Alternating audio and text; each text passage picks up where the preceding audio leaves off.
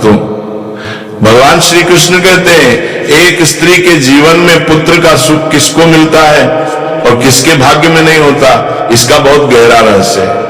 कई बार कुछ ऐसी गलतियां हो जाती हैं जिनका फल पूरी जिंदगी तक मिलता है, और ऐसी ही गलतियां एक पतिव्रता स्त्री को कभी नहीं करनी चाहिए, नहीं तो चाहे वो कितनी भी पूजा पाठ कर ले उसे पुत्र का सुख नहीं मिल पाता।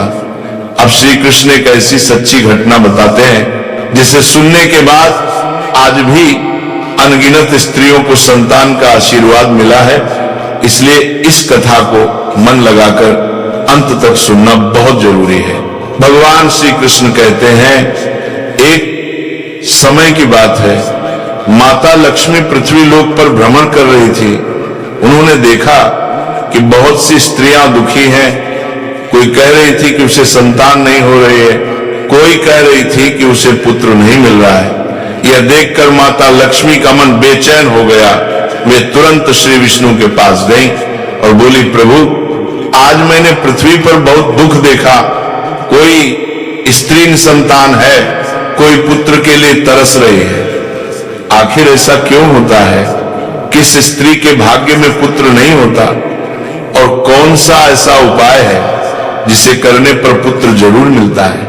भगवान विष्णु माता लक्ष्मी की बात सुनकर मुस्कुराए और बोले, हे देवी, तुम्हारे सभी प्रश्नों का उत्तर एक ही कथा में छुपा है। यह कथा इतनी प्रभावशाली है कि इसे सुनने भर से भी सौभाग्य जाग उठता है, इसीलिए इसे ध्यान से सुनना। यह कथा केवल एक कहानी नहीं बल्कि पूरे पृथ्वी लोक के लिए एक वरदान के समान है। माता लक्ष्मी उत्साहित होकर बोली, प्रभु मैं पूरी श्रद्धा के साथ सुनने को तैयार हूं, कृपया श्रद्धा के साथ सुनने को तैयार हूं, कृपया तुरंत कथा आरंभ कीजिए। चाहे कुछ भी हो जाए मैं इसे पूरा सुनकर ही उठूंगी। भगवान विष्णु ने कथा प्रारंभ की। एक गांव में एक बहुत बड़ा सेठ रहता था। सेठ अपनी पत्नी से इतना प्रेम करता था कि उसके बिना एक पल भी नहीं रह पाता था। सेठ के दो बेटे थे। बड़ा बेटा सच में बहुत अच्छा, शांत और ईमानदार था। उसकी पत्नी भी बेहद संस्कारी, मेहनती और सेवा भाव वाली थी। वह घर का सारा काम अकेले करती, खाना बनाना, कपड़े धोना, घर संभालना, सब कुछ। फिर भी सेठ की पत्नी यानी सास बड़ी बहू को हमेशा अपमानित करती रहती थी। दूसरी ओर सेठ का छोटा बेटा और उसकी मां दोनों बेहद कठोर और दुष्ट स्वभाव के थे। छोटे बेटे की आदतें बहुत खराब थी। वह गांव वालों को परेशान करता, लड़कियों का पीछा करता, मारपीट करता, गलत कामों में लगा रहता। गांव का हर व्यक्ति उससे डरता था। कुछ समय बाद बड़ी बहू गर्भवती हो गई। यह सुनकर सेठ की पत्नी खुशी से झूम उठी। पूरे गांव में ढोल नगाड़े बजाकर बताने लगी कि मेरे घर पोता आने वाला है। वह बहू को काम नहीं करने देती और खुद ही सब काम करने लगती, क्योंकि अब बहू पेट से थी। फिर एक दिन बड़ी बहू ने जुड़वा बेटों को जन्म दिया। दो दो पुत्र देखकर तो सेठ की पत्नी खुशी से पागल हो गई। अब वो बहू को घर की मालकिन की तरह मानने लगी। तिजोरी की चाबी, घर की जिम्मेदारी, सब कुछ अपनी बहू को सौंप दिया। इसी बीच एक और कहानी चल रही थी। सेठ का छोटा बेटा एक बेहद सुंदर लड़की से प्रेम करता था। उसकी सुंदरता की चर्चा पूरे गांव में थी। हर युवक चाहता था कि वह लड़की उसकी पत्नी बने, लेकिन वह लड़की किसी और लड़के से शादी करने वाली थी।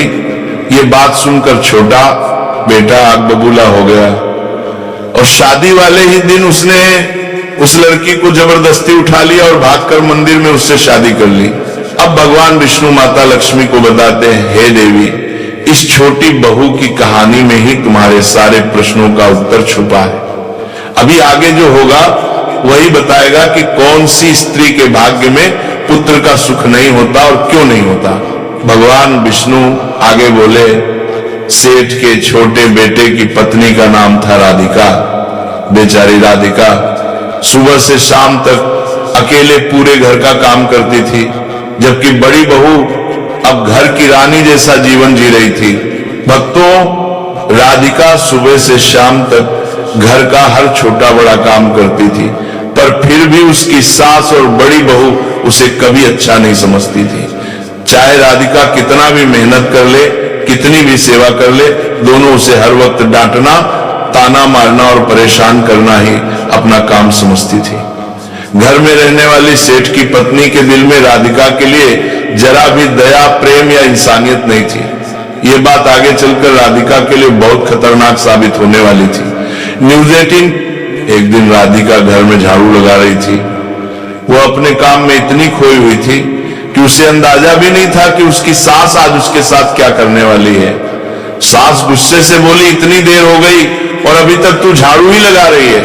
मैं मंदिर जा रही हूं, जब तक लौटूंगी तब तक खाना तैयार होना चाहिए, आते ही खाना खाऊंगी। राधिका चुपचाप सिर झुकाकर अपना काम करने लगी। घर की सफाई खत्म करते ही वह रसोई में खाना बनाने लगी और मन में सोचने लगी, मैं कितना काम करती हूं, फिर भी मेरी सास मुझे कभी प्यार से बात तक नहीं करती। बड़ी बहू से इतना प्यार और मुझसे इतना नफरत क्यों? तभी अचानक दरवाजे पर किसी ने दस्तक दी। राधिका ने सोचा, अरे खाना तो अभी तैयार भी नहीं हुआ, लगता है सासू माँ आज मंदिर से जल्दी ही आ गई हैं, अब तो मुझे बहुत डांट पड़ेगी। डरते हुए जैसे ही राधिका ने दरवाजा खोला, उसने देखा कि एक साधु महाराज खड़े हैं। साधु बोले, बेटी मुझे थोड़ा भोजन दे दो, सुबह से भूखा हूं। राधिका घबरा गई। वो बोली, महाराज मैं आपका मन रखती हूं, पर मेरी सास बहुत कठोर स्वभाव की है। वह मुझे मासिक धर्म के दिनों में भी नौकरानी से ज्यादा काम करवाती है। अभी वह मंदिर गई हैं, आते ही मुझे डांटेंगी, मुझे मारेंगी भी। अगर उन्होंने आपको भोजन करते देख लिया तो मुझे बहुत कष्ट होगा, मैं कैसे भोजन दूं? साधु ने प्रेम से कहा, बेटी थोड़ा सा ही दे दो, मैंने आज कुछ भी नहीं खाया है। साधु की यह बात सुनकर राधिका का दिल पसीज गया। उसने डरते डरते साधु को अंदर बुलाया और बोली, महाराज आइए, मैं आपको अपने हिस्से का भोजन दे देती हूं। लेकिन उसके हाथ कांप रहे थे। बार बार उसका मन कह रहा था, अगर सासू मां अभी आ गई तो मेरा क्या होगा? साधु जैसे ही अंदर आए, उनका सामना बड़ी बहू से हुआ। बड़ी बहू उस समय दोबारा गर्भवती थी। साधु ने एक नजर उसे देखा और मुस्कुराकर बोले, बेटी तुम्हारे घर में सौभाग्य आने वाला है, तुम्हें इस बार एक सुंदर सी पुत्री की प्राप्ति होगी। वह तुम्हारे घर को खुशियों से भर देगी। उसके चरण पड़ते ही तुम्हारे घर के दिन बदल जाएंगे, तुम लोग रंग से राजा बन जाओगे। बड़ी बहू यह सुनकर खुश तो हुई, पर साथ ही बहुत घबरा गई। उसे पता था कि सासू मां को अगर यह पता चल गया कि इस बार भी लड़की होने वाली है तो वो बहुत क्रोधित होंगी।